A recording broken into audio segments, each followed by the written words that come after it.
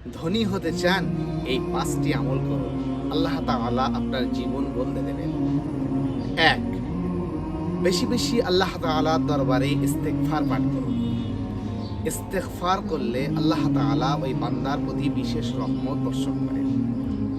2, বেশি বেশি দান সদকা করুন।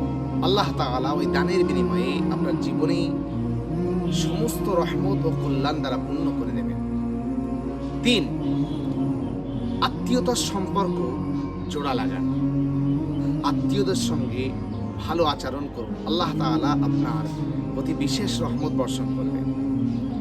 4, আল্লাহ তাআলার দরবারে বেশি বেশি দোয়া করুন, কেননা দোয়াই পারে আপনার জীবন বদলে দিতে।